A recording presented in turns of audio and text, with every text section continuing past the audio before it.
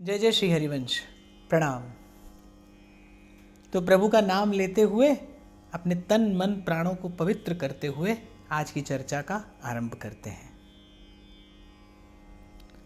मुकुंद माधव गोविंद बोल, मुकुंद माधव गोविंद बोल, केशव माधव हरि हरि बोल, केशव माधव हरि हरि बोल। राम राम बोल, कृष्ण कृष्ण बोल, राम राम बोल, कृष्ण कृष्ण बोल। केशव माधव हरि हरि बोल, केशव माधव हरि हरि बोल, केशव माधव हरि हरि बोल, केशव माधव हरि हरि बोल। मुकुंद माधव गोविंद बोल, मुकुंद माधव गोविंद बोल, केशव माधव हरि हरि बोल, केशव माधव हरि हरि बोल, केशव माधव हरि हरि बोल, केशव माधव हरि हरि बोल, केशव माधव हरि हरि बोल, केशव माधव हरि हरि बोल। श्री सद्गुरु चरणारविंदो जयति।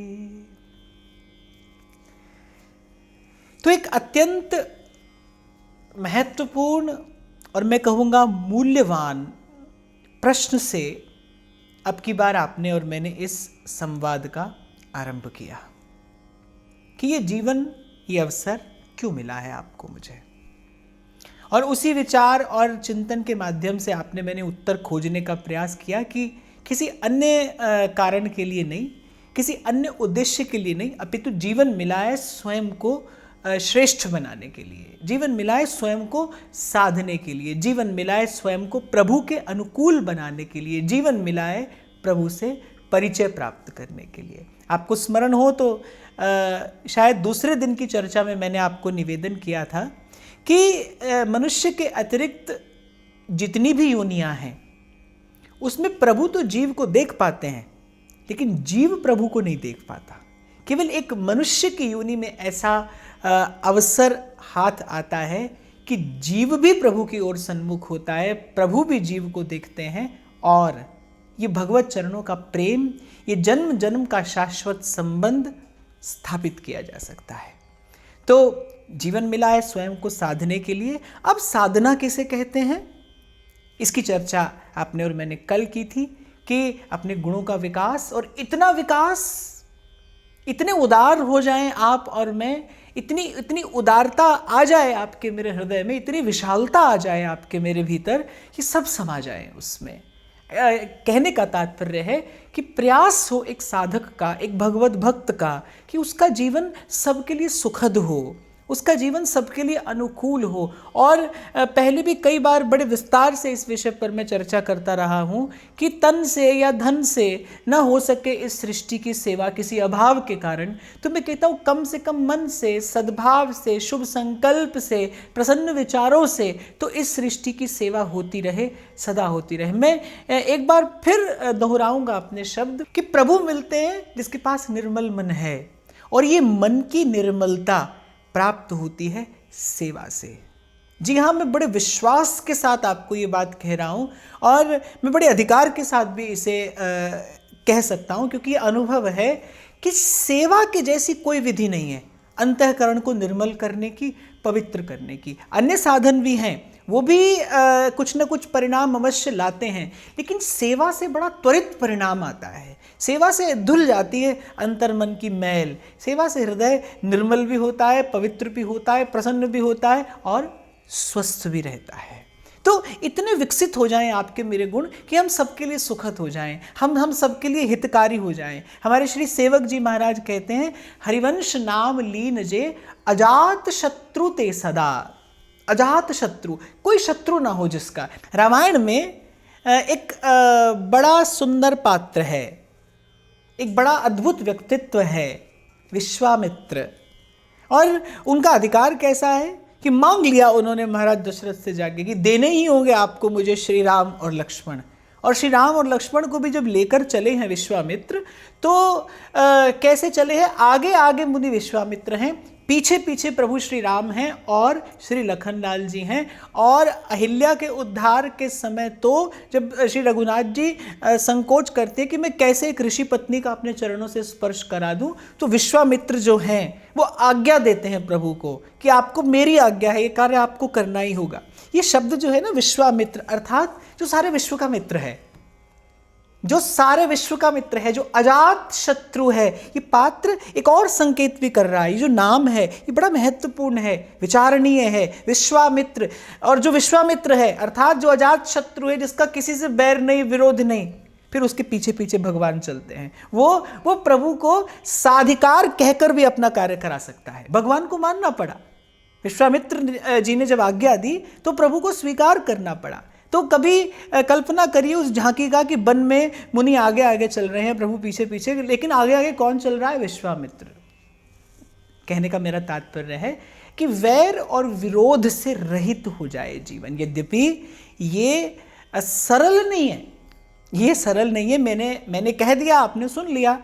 कहना सुनना सरल है, पर जीवन में उतर आए ये बात, ये कठिन है, असंभव नहीं है।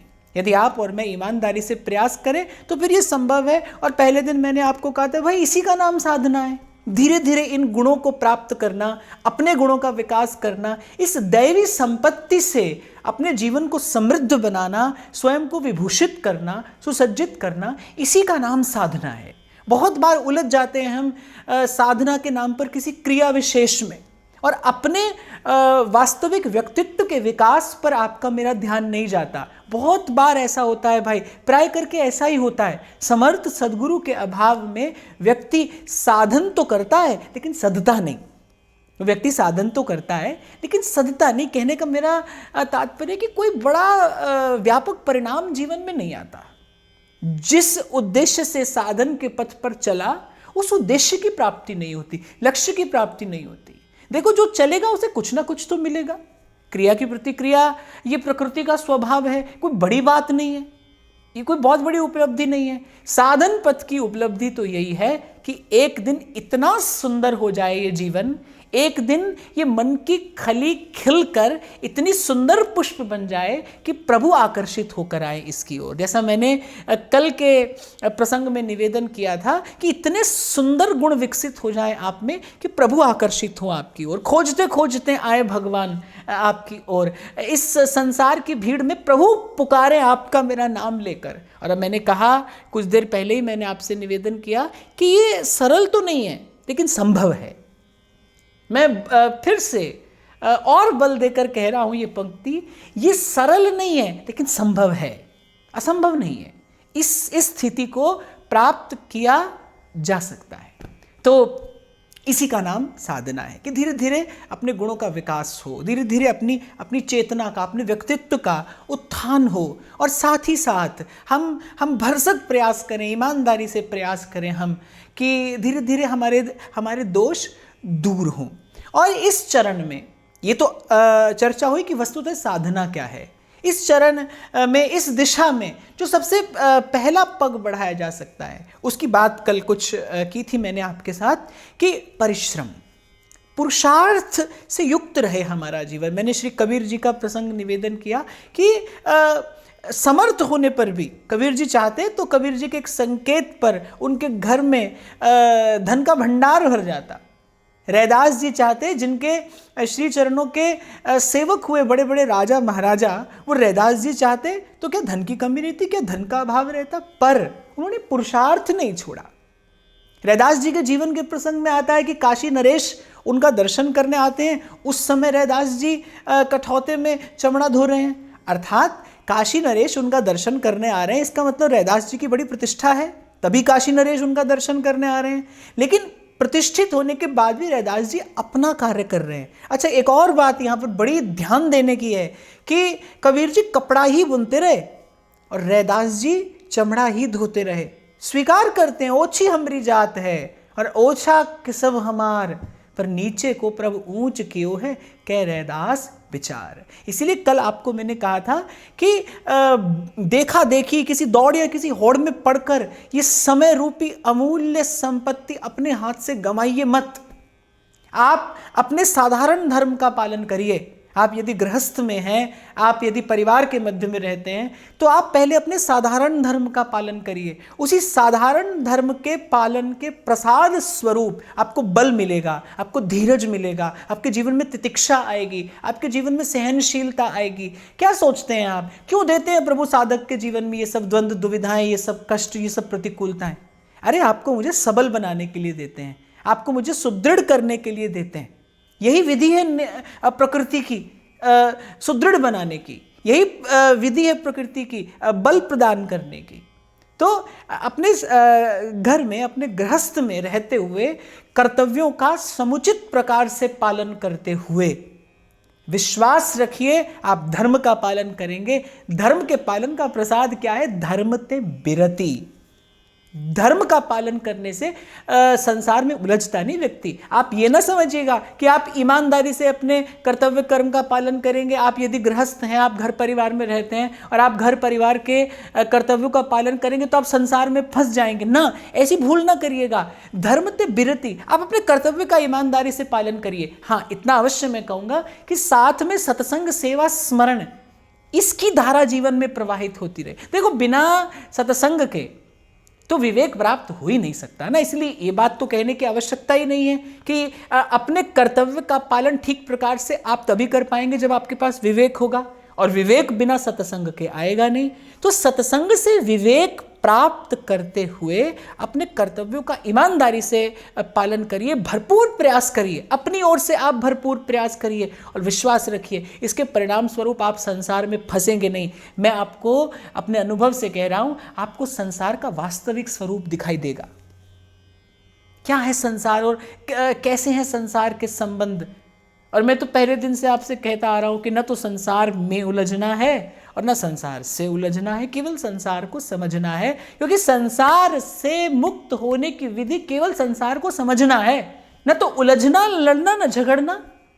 बहुत बार क्या होता है कि साधक बनने के चक्कर में, भजन के मार्ग पर चलने के चक्कर में हम खूब लड़ना, झगड़ना, खींचतान आरंभ कर देते हैं और मन ही मैला हो जाता है, मन ही उलझ जाता है और उलझ जाता है। ऐसी भूल ना करिएगा।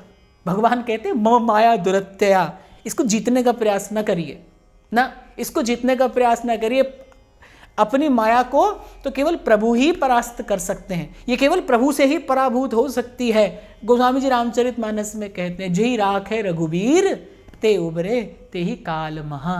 आप तो इस विचार को जीवन में धारण करके, मैं सेवक सचराचर रूप राशि भगवंत, सबकी सेवा, सबके लिए सद्भाव, अपने कर्तव्य का पालन करो। देखो, आपको विशेष धर्म का पालन करने की सामर्थ्य उस साधारण धर्म के पालन करने के प्रसाद स्वरूप स्वतः प्राप्त हो जाएगी। आप अपने आप को भीतर से सबल अनुभव करने लगेंगे। आप देखेंगे सुलझता जा रहा है जीवन। आप देखेंगे वही संबंध जो आपको कभी उलझाते थे आज नहीं उलझा पा रहे। आप देखेंगे जिन व्यक्तियों की बातों का आप पर बहुत प्रभाव पड़ता था, शायद आप उनकी पहुंच से दूर हो गए हैं। अब कोई संसार की उपलब्धि आपको बहुत प्रसन्न नहीं करती, अब संसार का कोई कष्ट आपको बहुत विचलित नहीं करता। इसी को तो कहते हैं विकास, इसी को तो कहते हैं चेतना का उत्थान, इसी को तो कहते हैं भीतर से समृद्ध होना। और क्या है? तन का वस्त्र बदल लेने से क्या कोई बहुत बड़ी उपलब्धि मिल जाती है? मैं तो यहाँ पर एक बात और भी कहूँगा कि भाई बहुत लोग बड़े बड़े परिवर्तन लाते हैं बाहरी दैहिक धरातल पर। एक छोटा सा उदाहरण मैं आपको देता हूँ। आप कभी अस्पताल में गए हो तो वैसे तो ना जाना पड़े, पर कभी जाना भी पड़ता है। आप कभी जाकर देखो तो जो सहयोगी होते हैं ना डॉक्टर के, वो सफ़ेद कोट पहने रहते हैं और अपना स्टेथोस्कोप लगाए रहते हैं, और ताकि आता जाता कोई उन्हें कहता रहे डॉक्टर साहब कैसे हैं, डॉक्टर साहब कैसे हैं। लेकिन जो डॉक्टर होता है ना, वो बड़ा सहज होता है, वो बड़ा सहज है। तो ऐसे ही जो साधक है, वो तो साधक है, उसको किसी उपकरण की आवश्यकता नहीं है।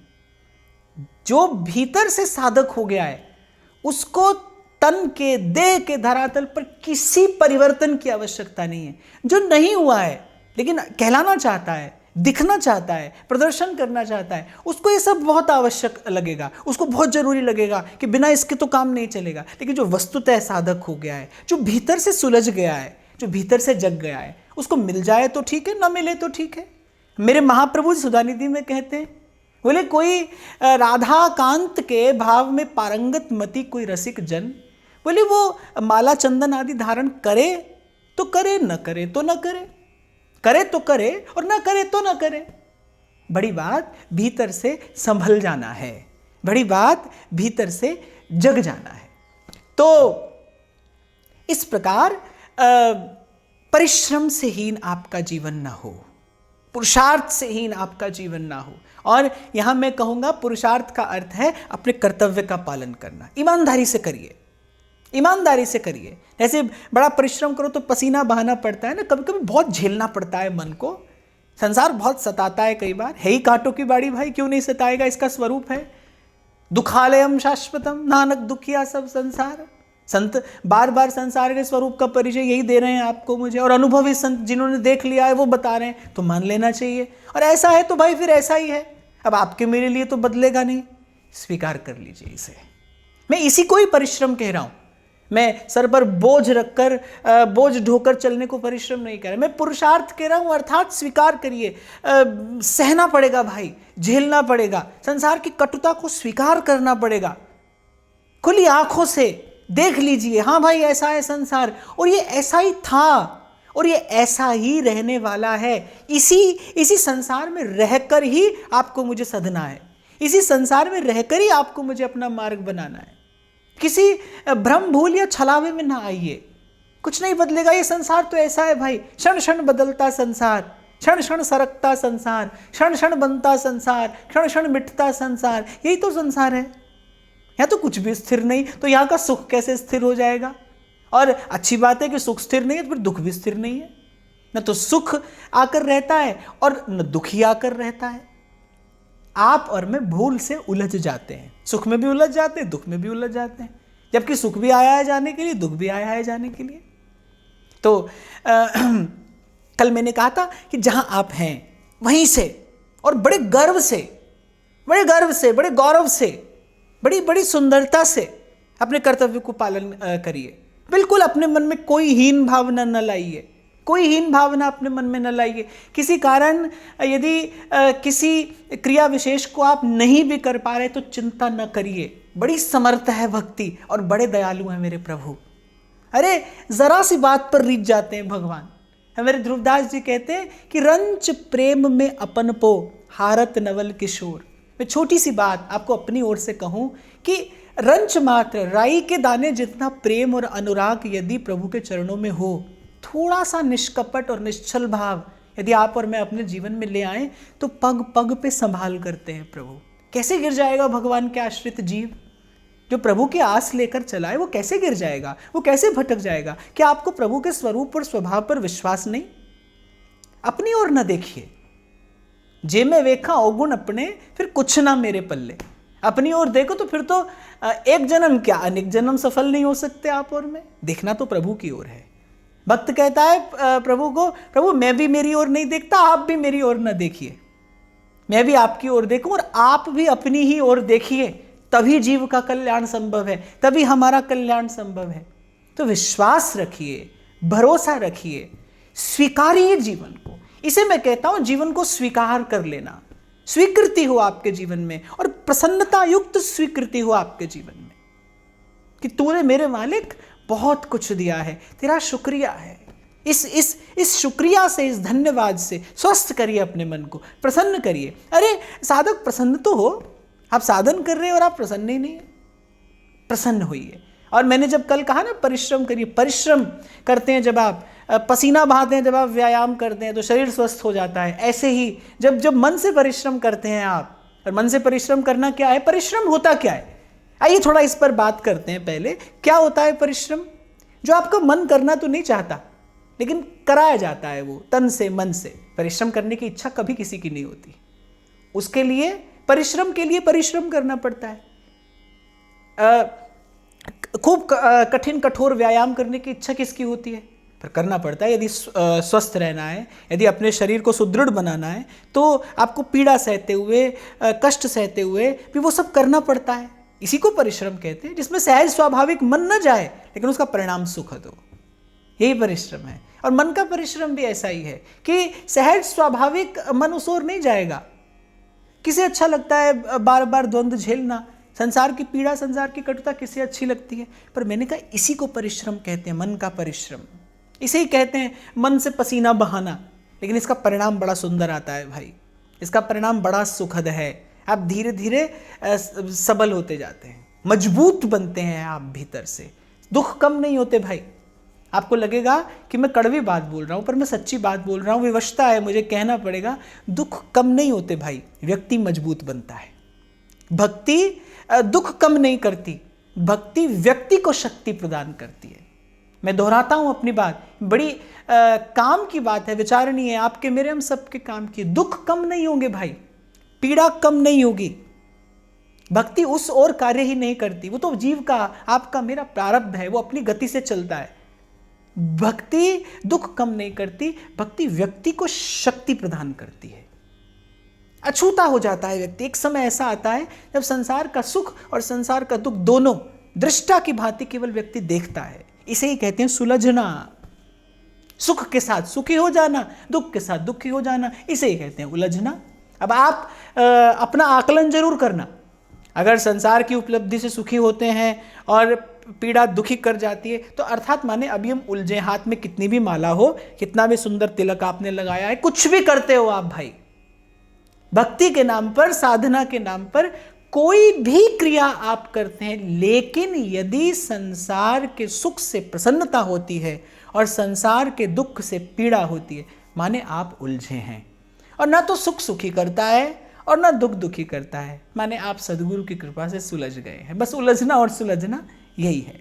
तो पुरुषार्थ हो जीवन में। और एक और भी बात, जैसा मैंने कल श्री कबीर साहब के विषय में जिक्र किया कि मांगना स्वीकार नहीं था, अंत समय तक परिश्रम किया लेकिन किसी पर आश्रित नहीं हुए। इसे ही कहते हैं गर्व से जीना, इसे ही कहते हैं गौरव से जीना। और भक्त के जीवन में तो ये बात अवश्य हो, मांगन मरे समान, मांगन गए सो मर गए। भक्तों ने मांगना स्वीकार नहीं किया, बने तो रघुवर पे बने और बिगड़े तो भरपूर। बहुत बार ऐसा होता है कि साधन करते करते अनुभव होते हैं। और कुछ दिन पहले मैंने एक विचार साझा किया था आप लोगों के साथ, आपको स्मरण हो, कि आप अपने अनुभव को प्रकट करोगे तो हो सकता है वो आपका प्रभाव बन जाए, संसार में आपकी जय जयकार होने लगे कि आपको कितने अनुभव होते हैं, आप कितने उच्च स्तर के साधक हैं, पूजा होने लगे आपकी, खूब ऐश्वर्य, खूब समृद्धि आपके पास आ जाए। तो अपने अनुभव को प्रकट करो तो प्रभाव बनता है, और अपने अनुभव को भीतर ले जाओ, अपने अनुभव को भीतर संवार कर रखो तो फिर वो आपका स्वभाव बन जाता है। निर्णय आपके हाथ में है। प्रभाव बनाना आसान है, उसमें क्षणिक सुख भी है, लेकिन उसे स्वभाव बनाना ये थोड़ा कठिन है, पर निर्णय आपका है। तो भजन के मार्ग पर चलोगे, भक्ति के मार्ग पर चलोगे तो प्रभावशाली होना ये कठिन नहीं है। भक्ति स्वभाव में उतरे, ये उपलब्धि है। भक्ति आपका स्वभाव हो जाए, भजन आपका स्वभाव हो जाए, इसके लिए परिश्रम करना पड़ता है। और इसे ही मैं पुरुषार्थ करना भी कहता हूँ। ये भी पुरुषार्थ है कि जब आपको अनुभव हो तो समेट कर रखिए, सहेज कर रखिए, स्वयं भी सिमट कर रहिए। यही पुरुषार्थ है भाई, यही परिश्रम है। तो जब मैं कबीर साहब की बात कर रहा था, मैं रैदास जी की बात कर रहा हूँ, तो इन संतों के जीवन में देखा गया कि इन्होंने अपने कर्तव्य कर्म को स्वीकार किया और बड़े परिश्रम से, बड़े पुरुषार्थ से जीवन जिया है। किसी पर आश्रित नहीं हुए, किसी से याचना नहीं की। जिस स्थिति में थे, जिस स्थिति में प्रभु ने रखा, उसी स्थिति में रहे। वहीं से इतने ऊंचे उठे कि आज प्रभु से पहले प्रभु के इन प्यारे संतों को प्रणाम किया जाता है। आज प्रभु से पहले प्रभु के इन प्यारे संतों को वंदन किया जाता है। तो परिश्रम, और आज मैंने विस्तार से स्पष्ट करने का प्रयास किया कि आपके मेरे जैसे साधकों के लिए जो संसार में व्यवहार में रहते हैं, परिवार में रहते हैं, हमारे लिए परिश्रम क्या है। तन का परिश्रम है, फिर मन का परिश्रम है। तन का परिश्रम तो यही है कि प्रयास करिए सबकी सेवा हो, और मन का परिश्रम ये कि जो संसार के दुख द्वंद आए उनको झेलना, उनको सहना। सेवक जी महाराज कह रहे, सहत सहत बाढ़े भगति, ग्रहतन गुरु हितगार। आक्षेप न करिए किसी पर, आपका ही कर्म और प्रारब्ध है, आपके पास आया है। और जो अभी मैंने आपको निवेदन किया कि सुलझना और उलझना क्या है, एक बार स्वयं पर दृष्टि भी डालकर जरूर देखना कि भाई क्या सुलझना है और क्या उलझना है, क्या हम सुलझे हैं और या अभी उलझे हैं। और यदि अभी उलझे हैं फिर घबराना नहीं, फिर सुलझने का प्रयास करना है। और बात तो थोड़ी कड़वी है पर सच्ची है कि भाई अभी तक तो हम उलझे ही हैं। अभी तक तो संसार का सुख प्रसन्नता दे ही जाता है, गुदगुदी सी होती है। कोई बड़ी मूल्यवान वस्तु संसार की मिल जाए, पद प्रतिष्ठा मिल जाए, मान सम्मान मिले, प्रशंसा हो तो बड़ा अच्छा लगता है। और निंदा हो, अपमान का कोई क्षण आ जाए, कोई आपकी अवज्ञा अवहेलना कर दे तो कहाँ भीतर कितनी पीड़ा हो जाती है। बहुत बार तो मैं ऐसा देखता हूँ कि बड़ी छोटी सी बात आपकी प्रसन्नता हर लेती है। बड़ी छोटी सी बात, किसी का कहा हुआ एक वाक्य, किसी का कहा हुआ एक शब्द आपको इतना विचलित कर देता है कि आप प्रभु की सारी कृपा भूल जाते हैं और बस उसी एक वाक्य, उसी एक शब्द पर आप अपनी सारी प्रसन्नता लुटा बैठते हैं, अप्रसन्न हो जाते हैं, अभावग्रस्त हो जाते हैं। तो कड़वी बात है पर सच्ची है भाई। क्या करूं, कहना पड़ेगा कि अभी तो आप और मैं उलझे हैं, पर घबराए नहीं। इसी उलझन को सुलझाने के लिए सत्संग है, इसी उलझन को सुलझाने के लिए तो आप और मैं चर्चा कर रहे हैं और करते रहेंगे और करते रहेंगे। जब तक ये गुत्थी सुलझेगी नहीं तब तक आप और मैं प्रभु की कृपा से संग संग इस मार्ग पर चलेंगे, अपने जीवन की इस गुत्थी को, इस उलझन को सुलझाने का प्रयास करते रहेंगे। और एक वाक्य में, एक विचार में मेरी बड़ी श्रद्धा है, बड़ी निष्ठा है कि जो हमें यहाँ तक लाया है वो हमें आगे भी ले जाएगा। जिसने गुत्थी सुलझाने की प्रेरणा दी है, जिसने इस दिशा में आपको मुझे बढ़ने का बल प्रदान किया है, वो हमें चलाएगा भी और एक दिन पहुंचाएगा भी।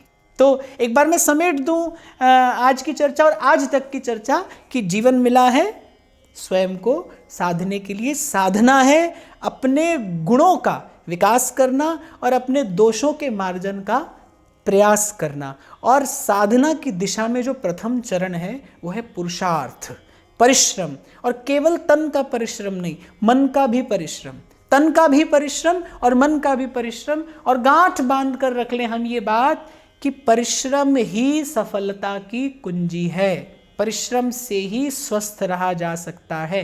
बिना परिश्रम के जैसे शरीर रोगी हो जाता है, उसी प्रकार यदि मन केवल संसार के सुख के पीछे दौड़ता रहे, दुख सहने के लिए तैयार ही ना हो, सहनशीलता हो ही नहीं भीतर, फिर मन भी रोगी हो जाता है। और रोग का परिणाम एक ही है, पीड़ा, कष्ट, क्लेश। हमें ऐसा नहीं होने देना है। हमें तन से भी परिश्रम करना है और हमें मन से भी परिश्रम करना है। सहत सहत बाढ़े भगति, ग्रहतन गुरु हित गार। और भूलना नहीं है कि कोई अपनी कृपा से, कोई अपने कृपा के प्रवाह में बहाकर हमको लाया है इस सदमार्ग पर। बलिहारी सदगुरु की, बलिहारी सदगुरु की कृपा की और बलिहारी प्रभु के उस अनुग्रह की, जिसके प्रसाद स्वरूप आप और मैं इतनी चर्चा कर पा रहे हैं और आगे भी करते रहेंगे। श्री हरिवंश। प्रणाम।